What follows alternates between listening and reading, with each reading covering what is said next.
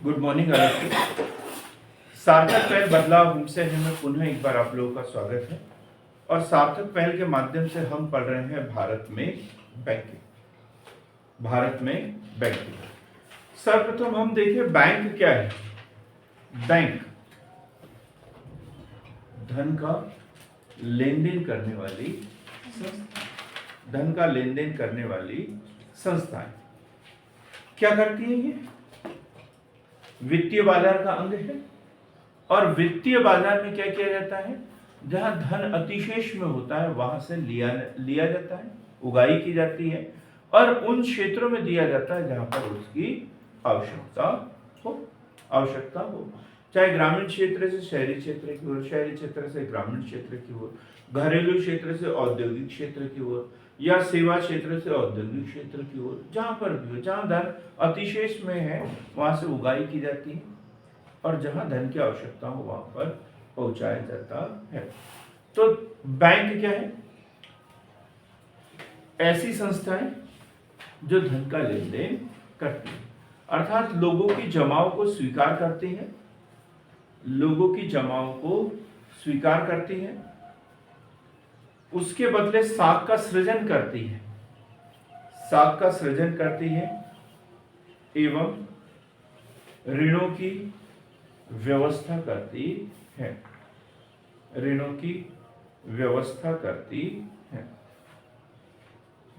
तीन ही काम है।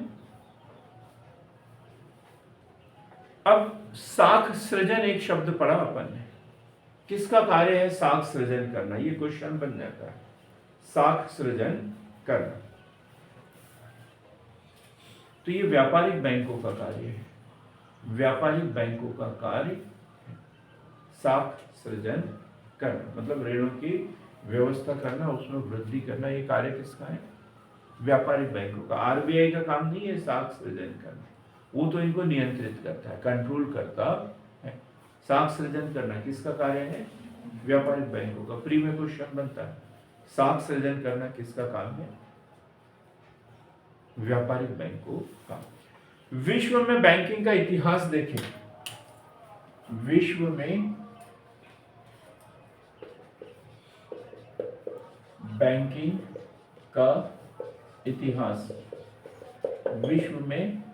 का इतिहास यदि देखें तो सबसे पहले 1157 में इटली में बैंक ऑफ वेनिस, 1157 इटली में Bank of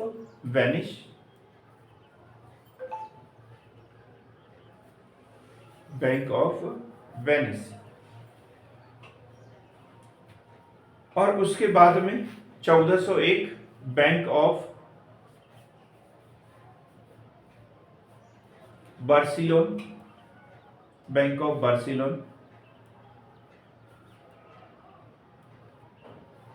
1407 Bank of Geneva,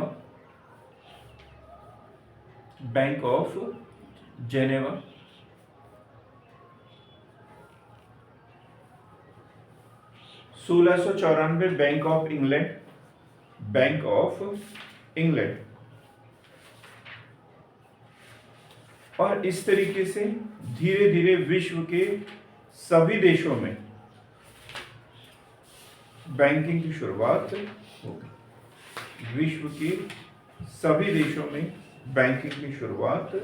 होगी। क्लियर हो गया? विश्व स्तर पर बैंकिंग की शुरुआत। हम अभी केंद्रीय बैंक तक नहीं पहुंच रहे हैं, है ना? केंद्रीय बैंक हमने पढ़ लिया पहले। केंद्रीय बैंक अर्थात आरबीआई, रिजर्व बैंक, है ना? तो हर देश में केंद्रीय बैंक होता है जिसके द्वारा मुद्रा का निर्गमन किया जाता है। तो पहले बैंक बना, उसके बाद केंद्रीय बैंक बना। केंद्रीय बैंक के बारे में क्या पढ़ा था?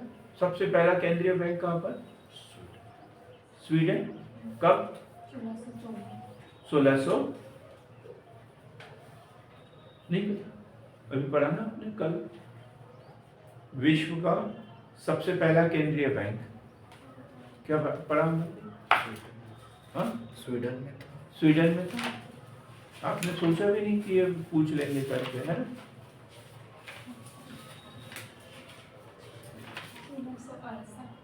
1600।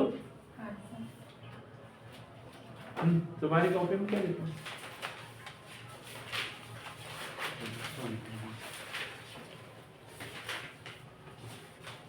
ये है हमारा भविष्य, जिनके ऊपर जंग जीतने की बात कर रहे हैं, और जो रेंग रहे हैं, चल भी नहीं पा रहे अपने पैरों पे, रेंगते हैं।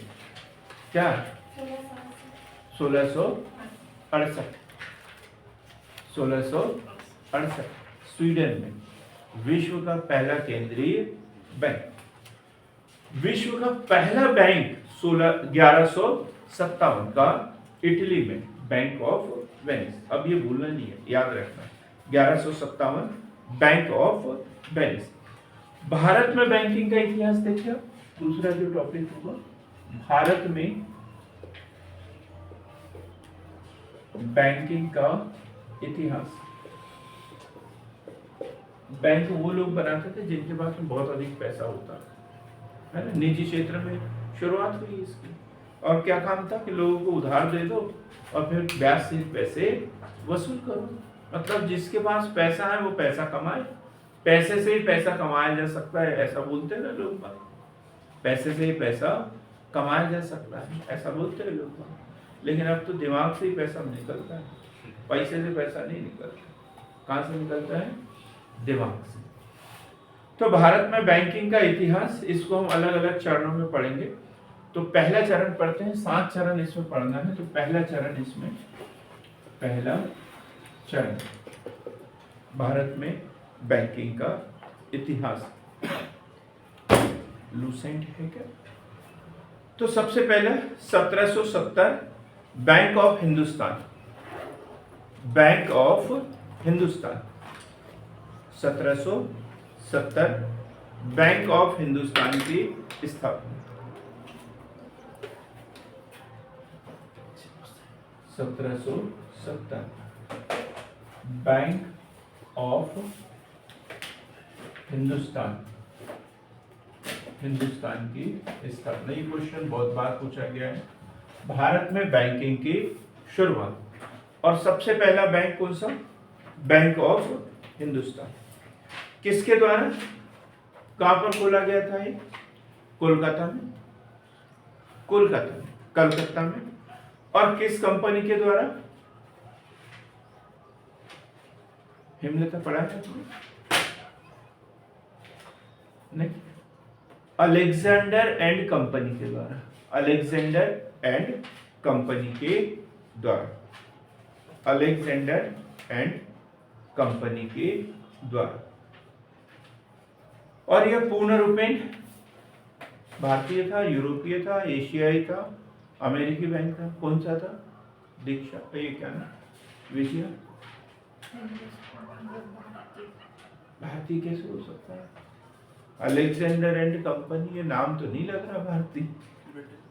पूर्ण रूप से यूरोपीय बैंक है ना। वो तो लाभ कमाने के लिए आए थे हमारे यहाँ पर, है ना? तो अलेक्जेंडर एंड कंपनी के द्वारा, अलेक्जेंडर एंड कंपनी के द्वारा। और पूर्ण रूप से ये, पूर्ण रूप से यूरोपीय बैंक था, यूरोपीय बैंक था। क्लियर हो गया एकदम? इसके बाद दूसरा बैंक पढ़ेंगे हम। बैंकों का स्वरूप सबको पता है, इसे बाद में पढ़ेंगे। अब पहले चरण में वही बैंक थे जो यूरोपीय थे। यूरोपीय कंपनियां भारत में आ रही थी, चाहे पुर्तगाल की हो, ब्रिटेन की हो, फ्रांस की हो। और कौन सी कंपनी? पुर्तगाल, Britain, France, Holland, Switzerland, Swiss company, 6 कंपनियां भारत में आई थी। तो इन कंपनियों ने अपने अपने बैंक यहाँ पर खोलना शुरू किया। क्लियर एकदम? तो पहले चरण में कौन से बैंक? यूरोपीय कंपनियों द्वारा खोले गए बैंक। अब द्वितीय चरण, द्वितीय चरण में पढ़ते हैं। द्वितीय चरण, द्वितीय चरण में भी क्या हुआ? ये ब्रिटिश सरकार द्वारा ये स्थायित्व प्राप्त कर लिया भारत में, ब्रिटिश कंपनी द्वारा।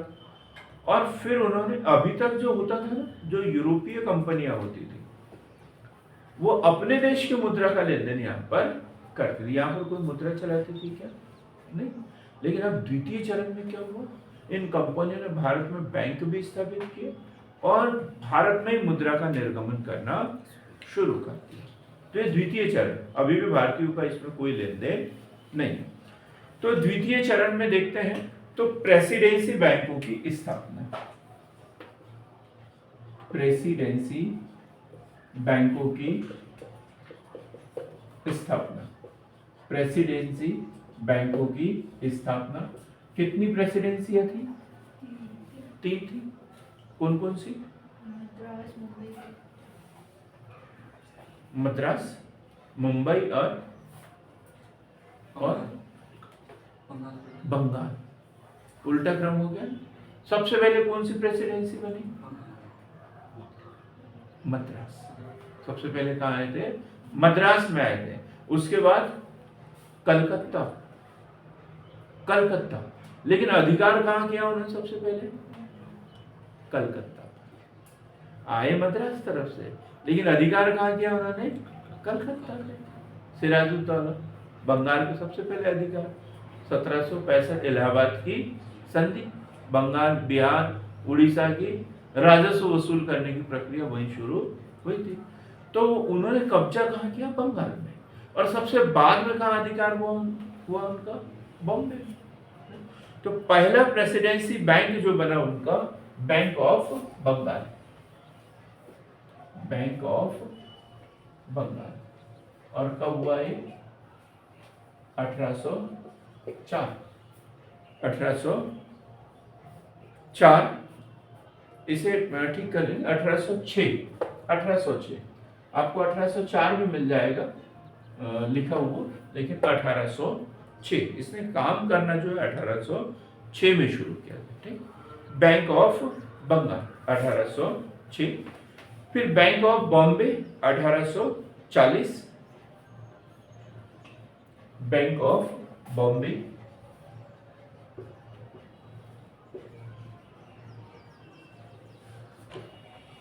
1840, और फिर बैंक ऑफ मद्रास 1843। ये याद रखना है। 3 प्रेसिडेंसी बैंक, 3 प्रेसिडेंसी बैंक। तो प्रेसिडेंसी बैंकों का गठन,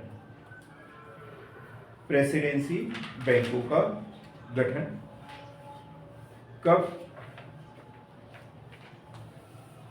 1806, 1840, 1843। ब्रिटिश ईस्ट इंडिया कंपनी, ये इनके तहत किए गए थे। अब तीनों बैंकों को 1862 तक, 1862 तक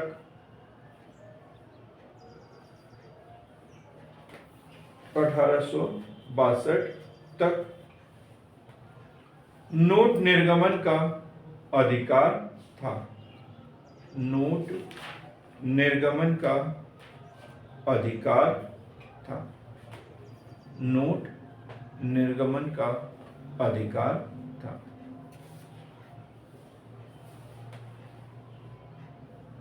क्लियर हो गया?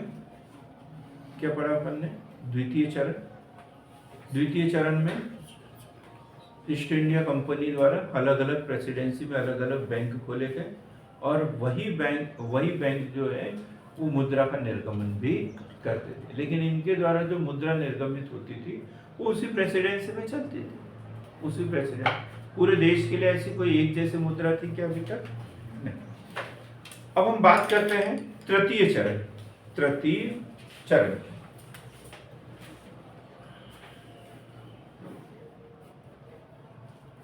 तृतीय चरण, तृतीय चरण। अब तृतीय चरण में पहला बैंक है 1865, 1865 इलाहाबाद बैंक, इलाहाबाद बैंक।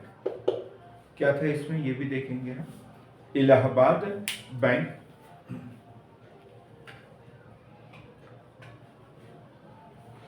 प्रथम चरण में अपन ने कौन सा बैंक लिखा? Bank of Hindustan 1770। एक और बैंक लिखेंगे और general bank of India 1786। Bank of Hindustan के नीचे जनरल बैंक ऑफ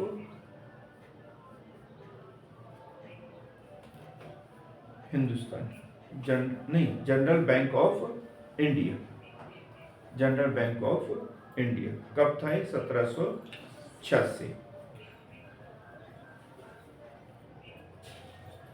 अब हम बात कर रहे हैं तृतीय चरण में, और पहला बैंक 1865 इलाहाबाद बैंक, फिर 1881 कौन सा बैंक था 1881 में?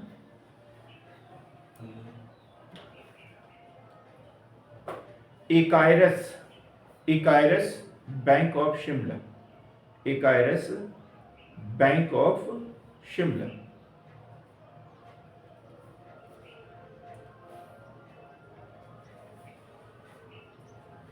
ये भारत में बैंक स्थापित हुए थे, ये कोई मुद्रा का निर्गमन नहीं करते थे, ये आधुनिक तर्ज पर स्थापित बैंक थे। और इनका काम क्या था? यदि कोई अधिकारी वगैरह है, उनको पेमेंट मिल रहा है, तो वो क्या करेंगे? बैंक में अपने खातों में जमा रखेंगे। तो ऐसे लेन देन करना इन बैंकों ने शुरू कर दिया था, जैसे वर्तमान में जो बैंक करते हैं ना, उस तरीके से। लेकिन इसमें भारतीयों का कोई लेना देना नहीं। ये ब्रिटिशर्स जो थे, अब उन्होंने कर दिया। उनको मालूम है कि ब्रिटिश कंपनी यहाँ काम कर रही है, तो वो ब्रिटेन से पैसा लाते थे और कंपनी को उधार दे देते थे।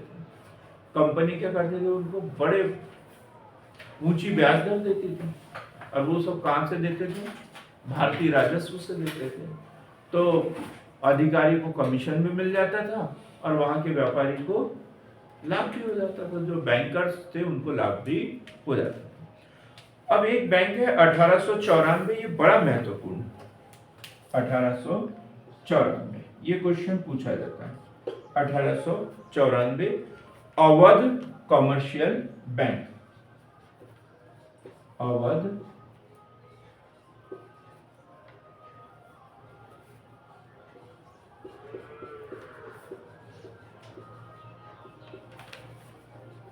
Bank, Awadh commercial bank 1894।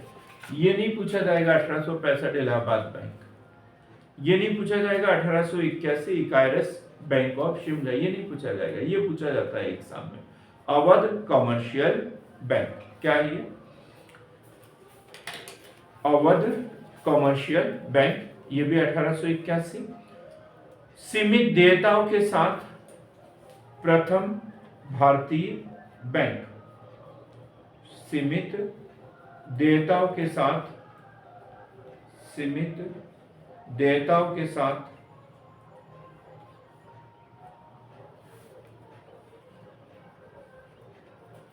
प्रथम भारतीय बैंक।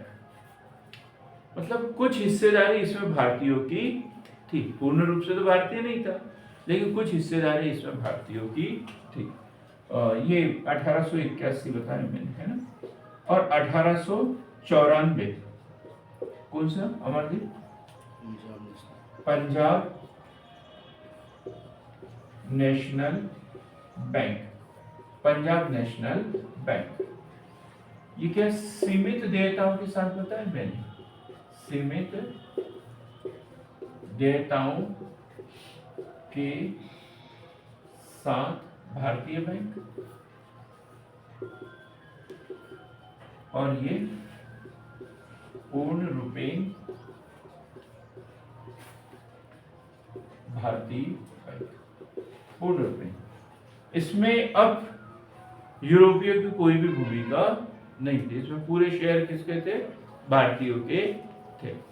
तो भारतीय द्वारा स्थापित पहला बैंक 1881 अवध कमर्शियल बैंक, लेकिन इसमें सीमित देयताओं के साथ। और पूर्ण रूपेण पहला भारतीय बैंक कौन सा था? पंजाब नेशनल बैंक कब स्थापना हुई? 1894। 1901 people's bank of India, people's bank of India की स्थापना की गई। पीपल्स बैंक ऑफ इंडिया की स्थापना की गई। तृतीय चरण में अब योगदान शुरू हुआ भारतीयों का। ठीक, भारतीय लोगों द्वारा भी बैंकिंग में कार्य करना शुरू कर दिया। अब चतुर्थ चरण देखेंगे।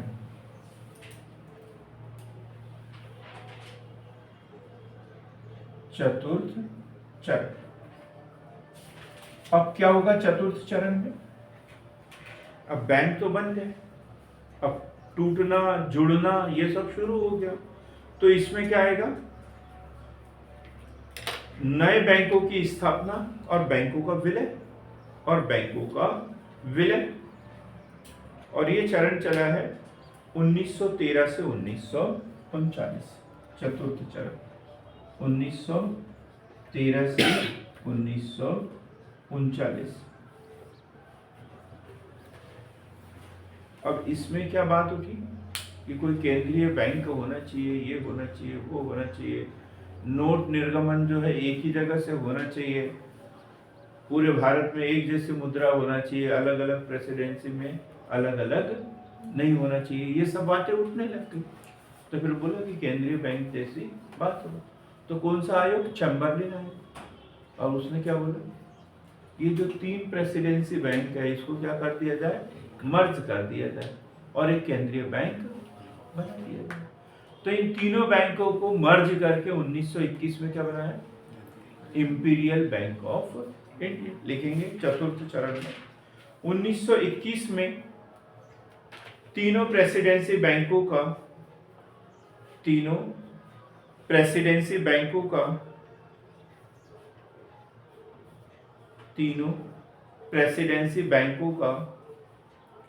विलय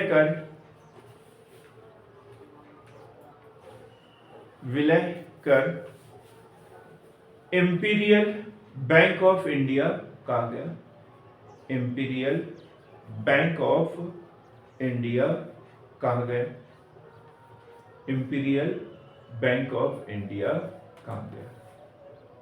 अब यही बात चल रही थी कि इसी बैंक को क्या कर दिया जाए? केंद्रीय बैंक बना दिया जाए। और फिर 1921 में क्या किया? हिल्टन यंग कमीशन का गठन किया। 1926 में उन्होंने रिपोर्ट दी। और क्या था योगेश जी रिपोर्ट में? अलग से बोलेंगे हाँ कि इसको नहीं बनाया जाए, भाई इनके अपने नियम कानून पहले से चल रहे हैं, तो 3 है अलग से, तो इसको नहीं करते। क्या करते हैं? अलग से किसी एक बैंक की स्थापना की जाए। उन्होंने बोला कि RBI, reserve bank of India के नाम से अलग से एक बैंक का गठन किया जाए। और इसके लिए क्या किया? फिर 1927 में एक बिल पारित किया ब्रिटिश असेंबली में, लेकिन वो पास नहीं। फिर लिखेंगे, ये लिख लिया आपने। 1921 में क्या किया? तीनों प्रेसिडेंसी बैंकों का विलय, वो इन्हें इंपीरियल बैंक ऑफ इंडिया कहा गया। फिर 1930 केंद्रीय बैंकिंग जांच समिति का गठन। 1930 पहली घटना तो 1921 की पड़ी, दूसरा 1930 केंद्रीय बैंकिंग जांच समिति का गठन 1930 में केंद्रीय बैंकिंग जांच समिति का गठन हुआ। और उन्होंने क्या बोला कि नहीं, ये जो 1927 में जो ला रहे थे वो फेल हो गया, फिर से एक विधेयक फिर से लाया जाए। तो 1900 कब रखा था? 31 में। और पारित कब हुआ? 1934 में। 1934 आरबीआई एक्ट का गठन, आरबीआई एक्ट पारित किया गया, रिजर्व बैंक अधिनियम पारित किया गया। कब? 1900। आपको कोई डाउट है क्या? नहीं तो फिर ऐसे ऐसे ऐसे करके क्यों देख रहा हूँ? ये जैसे मैं कुछ गलत बोल रहा हूँ आपकी कॉपी में, या मेरे शब्द और वो सही सही जगह नहीं जा रहे हो करके ऐसा क्यों महसूस हो रहा है? 1934 में हुआ आरबीआई एक्ट का गठन। बैंकिंग विनियमन अधिनियम 1949 वो अलग बात है, ये आरबीआई एक्ट 1934। और इसके तहत क्या हुआ, 1 अप्रैल 1935 को 1 अप्रैल 1935 आरबीआई का गठन किया गया, रिजर्व बैंक ऑफ इंडिया का गठन किया गया। क्लियर? ये कौन सा चरण है? चतुर्थ चरण।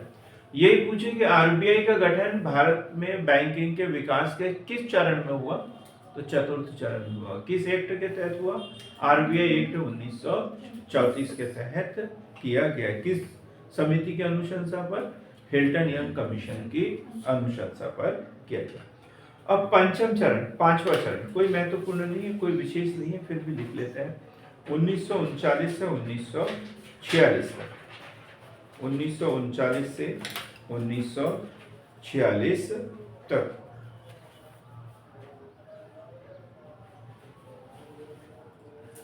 क्या था इसमें? बैंकिंग का विस्तार और सभी बैंकों की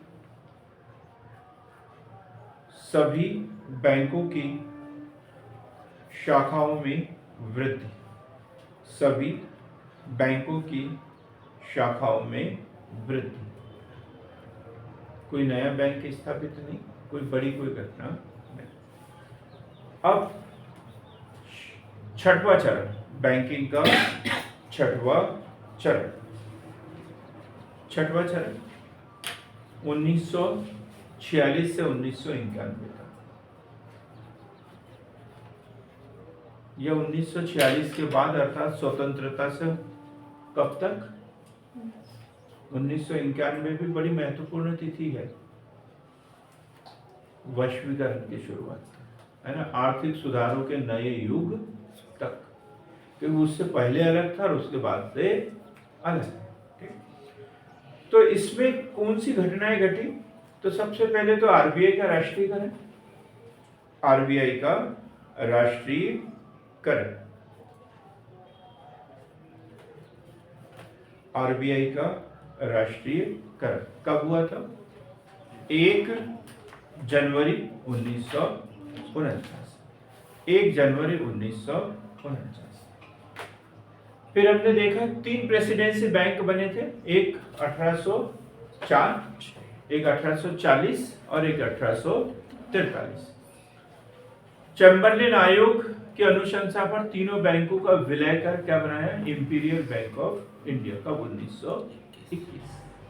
अब देश आजाद हो चुका था, तो अब बोलने लगे कि भाई ये तो विदेशी तर्ज पर बना हुआ है, तो इसमें कुछ देशी तड़का हो, देशी लुक हो, तो इसलिए क्या बोला? इसका राष्ट्रीयकरण किया गया। और गोरवाला समिति, ये क्वेश्चन भी पूछा जाता है,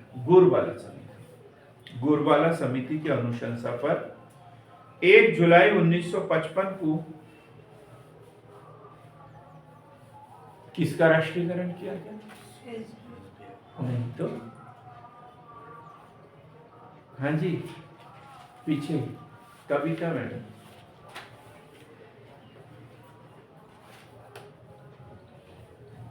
किसका राष्ट्रीयकरण? Imperial bank of India.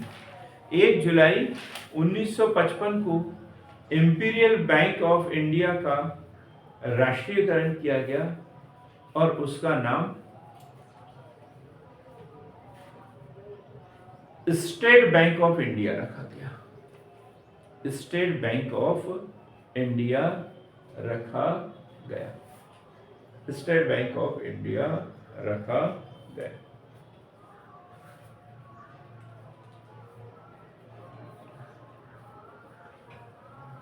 Clear है?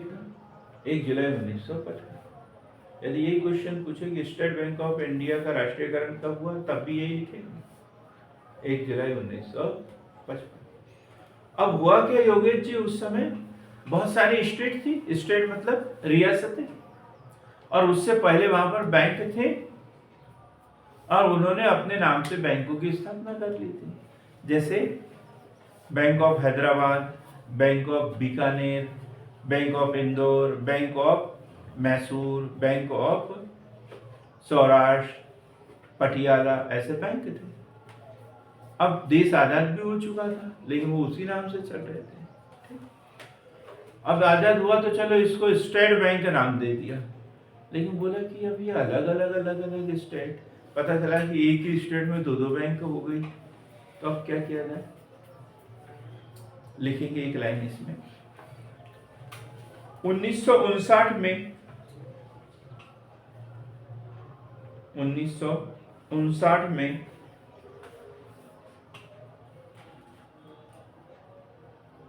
8 क्षेत्रीय बैंकों को राष्ट्रीयकृत कर स्टेट बैंक के सहायक का दर्जा दिया गया।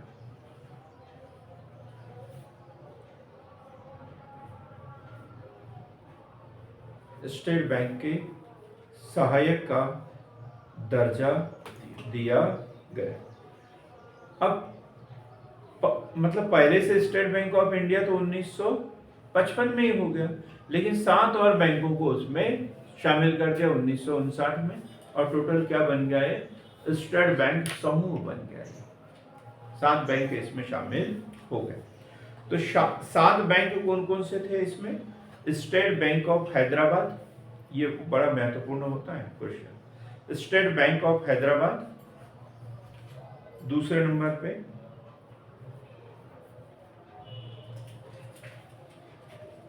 State bank of Jaipur and Bikaner, दूसरा बैंक था state bank of Jaipur and Bikaner. तीसरे नंबर पे state bank of Indore, state bank of Indore. अगला state bank of Mysore,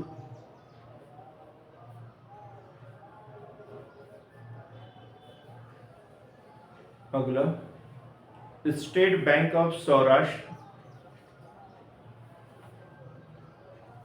state bank of Saurashtra.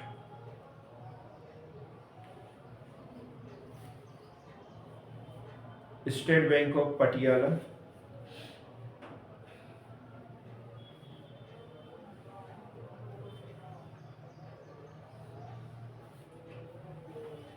State bank of Travancore. हो गए 7, और 8वां कौन सा हो गया? State bank of India, state bank of India.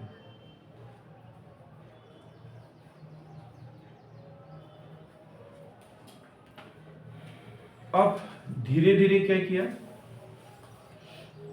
ये जितने भी जैसे state bank of Hyderabad, state bank of Bikaner and Jaipur, state bank of Mysore, ये सब का क्या हुआ? भारतीय स्टेट बैंक के सहयोगी बैंक थे, लेकिन धीरे धीरे उसी में विलय होना शुरू हो गया, विलय होना शुरू हो गया। स्टेट बैंक ऑफ सौराष्ट्र का 2008 में, स्टेट बैंक ऑफ सौराष्ट्र 2008 में,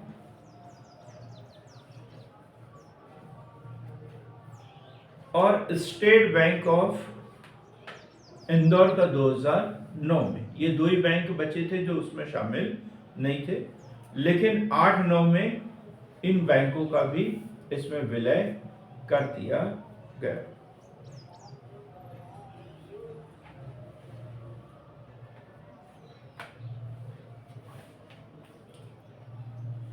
clear?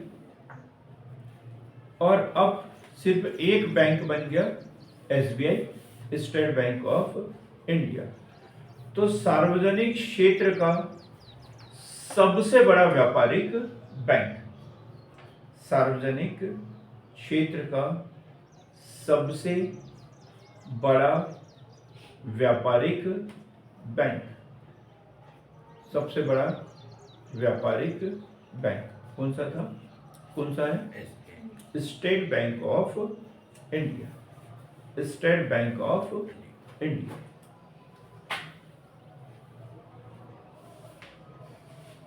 State bank of India. अब हम बात करते हैं बैंकों का राष्ट्रीयकरण। व्यापारिक बैंक थे, अब जो रियासतें थी वो तो भारत में शामिल हो गई, अब उनके बैंक बचे थे। सरकार, जो तत्कालीन सरकार थे 1950 वाली, उन्होंने बोला था कि रियासतों को भारत में विलय करवा दो, आपके अधिकार वगैरह ये सब बने रहेंगे, क्या बोलते हैं उसे, प्रीवी पर्स बने रहेंगे, तुम्हारे नाम का बैंक चलेगा, ये वो मुद्रा चलेगी, वो सब बोलते गए और धीरे धीरे क्या करते गए, उनको फिर समाप्त करते चले गए। तो जैसे एक क्वेश्चन था, पिछले साल आया था कि 291 व 362, 291 और 362 क्या थे? इसमें राजभत्ते से संबंधित था, प्रीवी पर्स, प्रीवी पर्स। और इसे कब खत्म किया गया? 1971 में इंदिरा जी की सरकार द्वारा ये प्रीवी पर्स जो है वो समाप्त कर दिया गया। और 291 और 362 जो आर्टिकल है वो क्या कर दिए? शून्य घोषित कर दी। अब उसी समय की एक नीति उससे पहले थी कि जैसे हमारे संविधान की एक लक्ष्य है आर्थिक समानता, आर्थिक न्याय। क्या है? आर्थिक न्याय एक लक्ष्य है संविधान का, आर्थिक न्याय। अब यहाँ बैंकिंग जो थी वो निजी क्षेत्र में थी उस समय, और निजी क्षेत्र में होने के कारण अनाप शनाप संपत्ति उसके पास में थी। एक तरीके का वर्गवाद उसमें चल रहा था। देखो, जातिवाद अलग होता है, वर्गवाद अलग होता है। जाति जो है जन्म से, और वर्ग क्या होता है? धन के आधार पर बनता है। मालिक और मजदूर दो वर्ग हो जाते हैं, मालिक और मजदूर, ग्रामीण और शहरी। इसमें कोई धर्म जाति के आधार पर भेदभाव हो रहा है क्या? नहीं।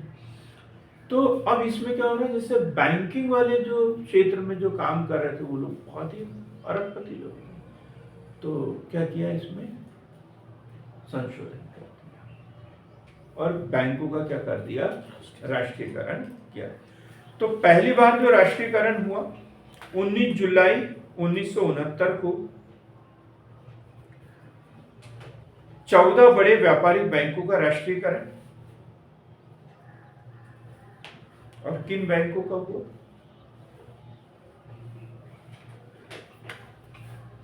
जिनकी कुल जमा 50 करोड़ या उससे अधिक थी, 50 करोड़ या उससे अधिक थी, 50 करोड़ या उससे अधिक जमा वाले बैंकों का राष्ट्रीयकरण कर दिया। कब? 19 जुलाई 1969 को। और कितने बैंकों का? 14 बैंकों का राष्ट्रीयकरण किया गया। इसमें बैंक ऑफ इंडिया, पूरे बैंक नहीं लिखना, union bank of India, bank of Baroda, जो हमारे आसपास है उन बैंकों के नाम लिखेंगे, bank of Maharashtra, central bank of India,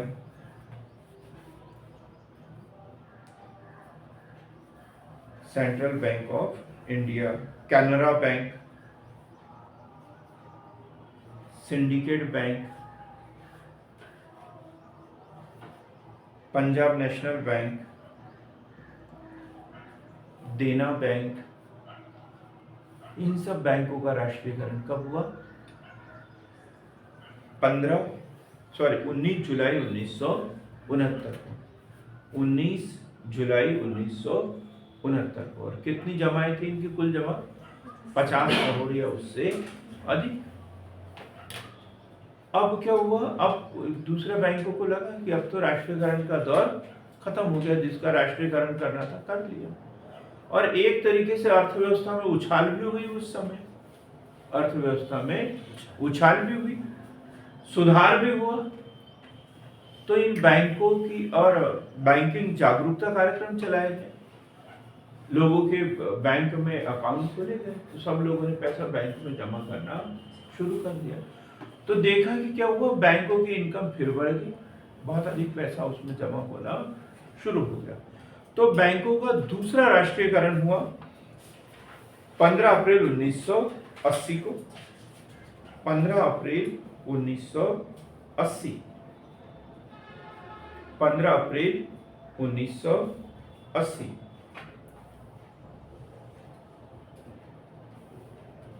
और इसमें जिन बैंकों की कुल जमा 200 करोड़ या उससे अधिक थी, 200 करोड़ या उससे अधिक,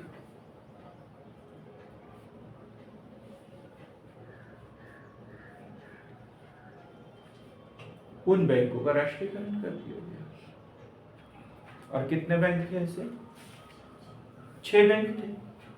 6 बैंकों का राष्ट्रीयकरण करते। कौन कौन से थे 6 बैंक? आंध्रा बैंक,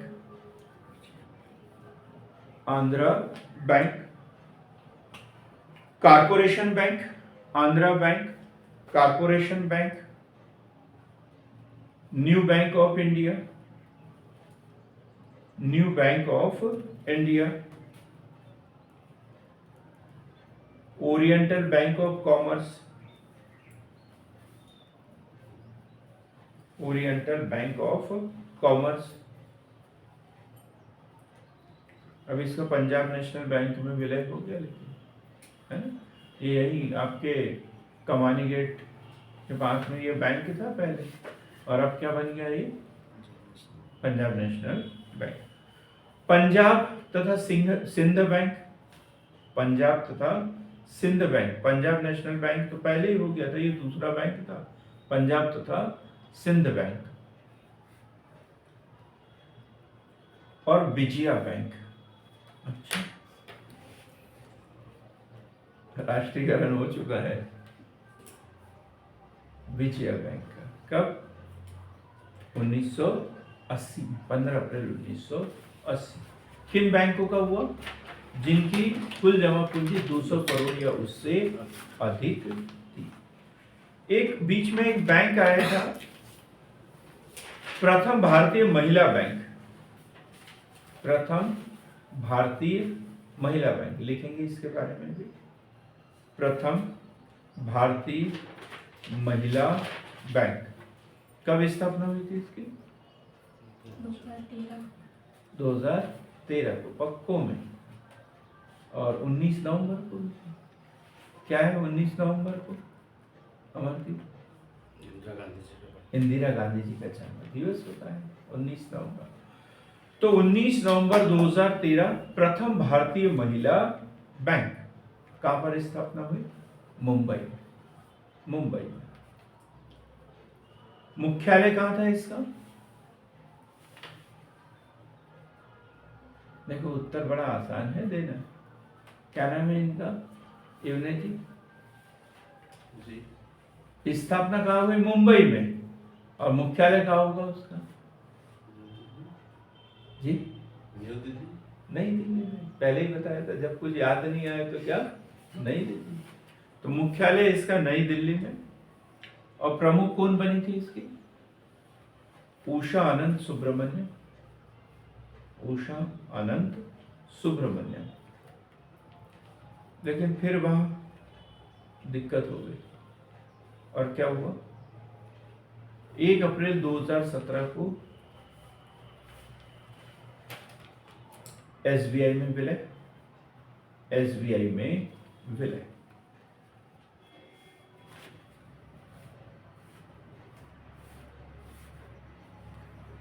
एसबीआई में विलय। क्लियर हो गई है? ये राष्ट्रीयकृत बैंक। अब सातवां चरण, ये भारतीय महिला बैंक वाला हमने इसमें पढ़ लिया 6वें में, लेकिन ये 7वें चरण में हुआ है। ठीक है, 7वां चरण 1991 से अब तक नई प्रवृत्ति आई, छोटे बैंकों का बड़े बैंकों में विलय होना शुरू हो गया।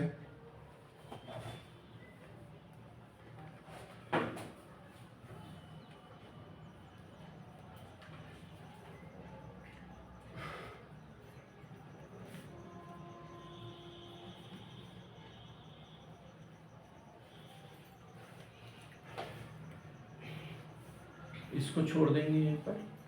अब लिखेंगे नाबार्ड। ये क्वेश्चन बार बार पूछा जाता है। नाबार्ड, NABARD, नाबार्ड राष्ट्रीय कृषि एवं ग्रामीण विकास बैंक किस समिति के अनुशंसा पर? शिवरमन कमेटी के अनुशंसा पर यह क्वेश्चन बनता है। शिवरमन कमेटी की अनुशंसा पर 12 जुलाई 1982, 12 जुलाई 1982 किस पंचवर्षीय योजना में?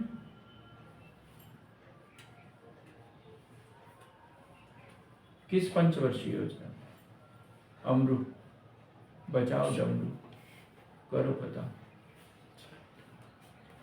बोल जम्बूरे। पांचवी,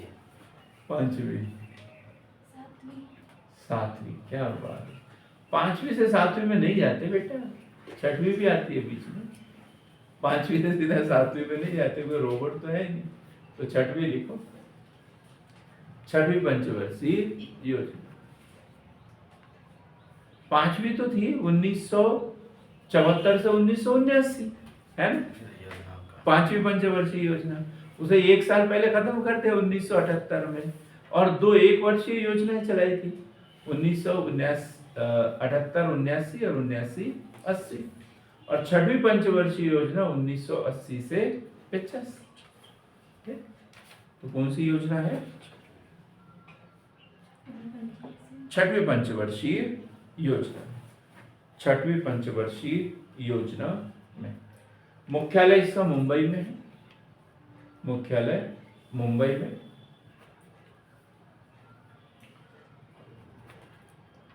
कृषि व ग्रामीण विकास हेतु, कृषि व ग्रामीण विकास हेतु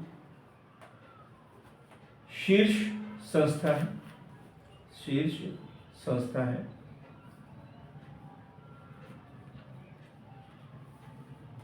अब दूसरा लिखेंगे, अगला बैंक।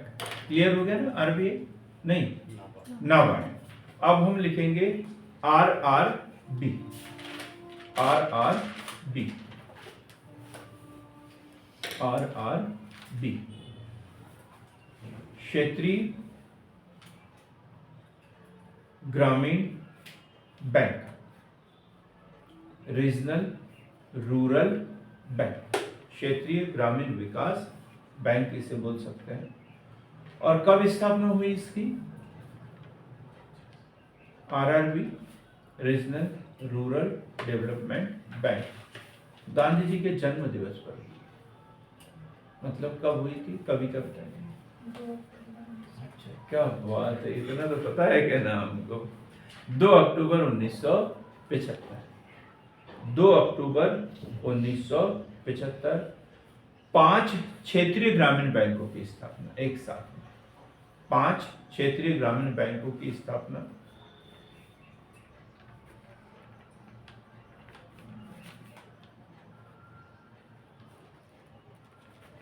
केंद्र सरकार, राज्य सरकार और प्रवर्तक बैंक, 3 की हिस्सेदारी थी। कौन कौन थे इसमें? केंद्र सरकार, राज्य सरकार और प्रवर्तक बैंक है। और इनकी हिस्सेदारी कितनी थी?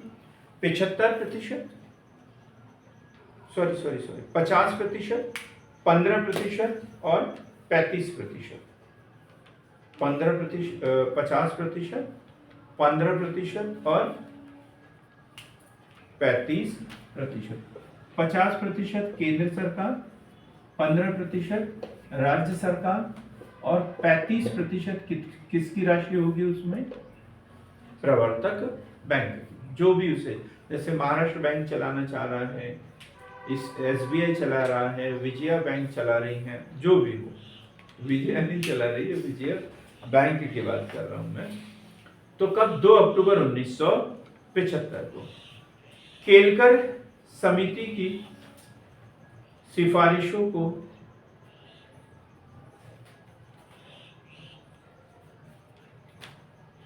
मानते हुए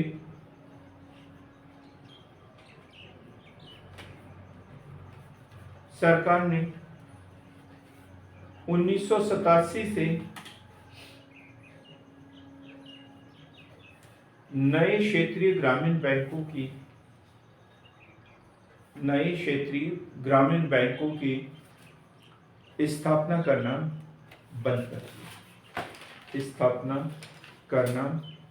बंद कर दिया गया।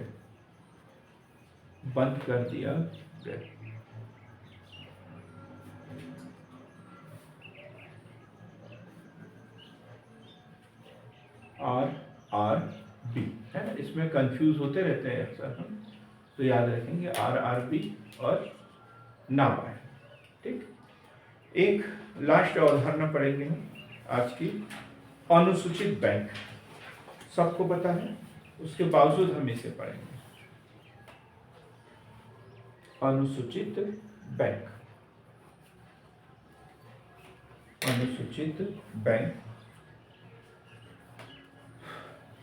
किसे कहते हैं? वे बैंक जो RBI अधिनियम 1934 के तहत दूसरी अनुसूची में सम्मिलित हो।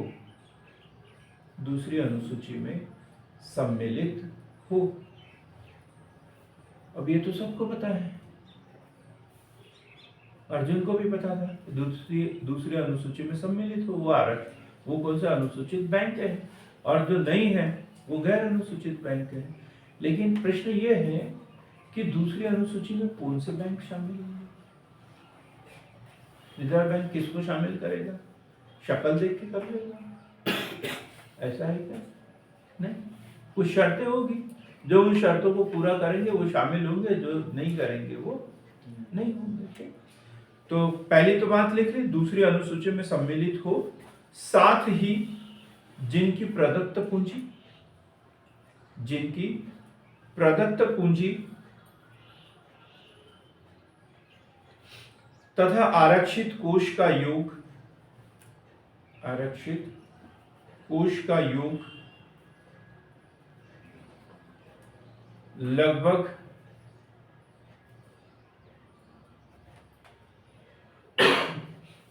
नहीं, आरक्षित पूंजी का योग कम से कम 5 लाख के बराबर हो। 5 लाख के बराबर हो। अब देखो, प्रदत्त पूंजी,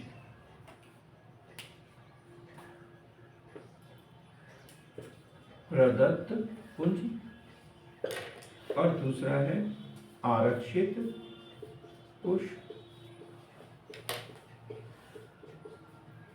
आरक्षित कोष मतलब वो जो बैंक की स्थापना करने वाली संस्था थी, संगठन था, या लोग थे, या व्यक्ति था। एक भी कर सकता है, ग्रुप भी कर सकता है, ठीक है।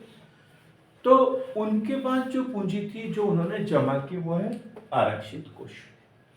50-50 हजार जमा कर लो, 1-1 लाख जमा कर लो, ऐसे कर लो, ठीक। और फिर क्या है? प्रदत्त पूंजी अर्थात शेयर जारी करके जो धन प्राप्त करते हैं, जैसे नई नई कंपनियां बनती है, इतना पैसा तो होता नहीं है, तो वो आईपीओ जारी कर देते हैं और उससे कंपनी की स्थापना करने के लिए धन प्राप्त करते हैं। तो वो सब मिला के उनकी पूंजी कितना होना चाहिए? 5 लाख। वे 1934 की बात है, बाद में संशोधन हुआ होगा। क्लियर हो गया? तो आरबीआई दूसरी अनुसूची में कब शामिल करेगा? जब उनकी प्रदत्त पूंजी और आरक्षित कोष कुल मिलाकर कितना हो? 5 लाख रुपए। तो अब क्लियर हो गया अनुसूचित बैंक किसे कहते हैं। अब गैर अनुसूचित बैंक जो दूसरी अनुसूची में शामिल नहीं है। क्यों नहीं है? क्योंकि उसकी प्रदत्त पूंजी आरक्षित कोष 5 लाख का नहीं है या उससे कम है। क्लियर है एकदम। इससे संबंधित और कुछ महत्वपूर्ण बारीकियां जो है वो कल भी हम चर्चा करेंगे। तो मिलते हैं कल ऐसी बेहतर क्लास के साथ में। सार्थक पहल के साथ जुड़ने के लिए बने रहने के लिए बहुत बहुत धन्यवाद।